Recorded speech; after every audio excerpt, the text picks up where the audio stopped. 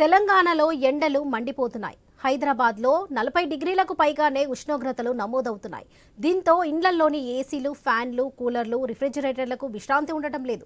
గ్రైటర్లో మార్చి, ఏప్రిల్లో ఊహించని దానికంటే ఎక్కువ విద్యుత్ డిమాండ్ రావడంతో పలు ఉపకేంద్రాల్లోని 80% కంటే ఎక్కువ లోడ్ ఉన్న పవర్ ట్రాన్స్ఫార్మర్లను ఎక్కువ సామర్థ్యం కలిగిన వాటితో మార్పిడి చేశారు.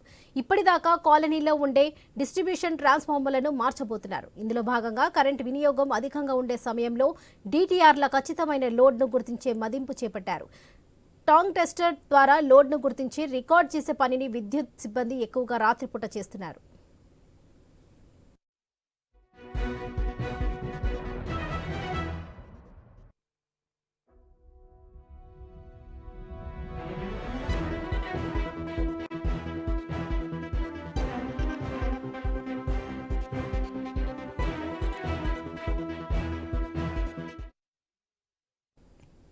గ్రేటర్ హైదరాబాద్లోని 9 సర్కిళ్ల పరిధిలో 1,47,00,000 DTRలు ఉన్నాయి. వేసవి కార్యాచరణ ప్రణాళికలో అధిక లోడ్ ఉన్న కొన్నింటిని మార్చారు. డిమాండ్ నేపథ్యంలో ఊహించని దానికంటే ఎక్కువ స్థాయిలో లోడ్ పెరిగింది. వీటిని గుర్తించి మార్చకపోతే మే నెలలో సమస్యలు ఎదురయ్యే ప్రమాదం ఉంది. ముందస్తుగా లోడ్ ముగింపును చేపట్టారు.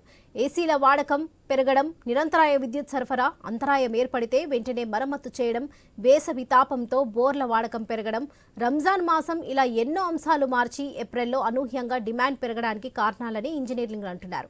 హైదరాబాద్ మొత్తానికి ఉపయోగించే కరెంట్ను ఇప్పుడు ఒక్క రంగారెడ్డి జోన్ పరిధిలోనే సర్కిళ్లలో వినియోగిస్తున్నారు.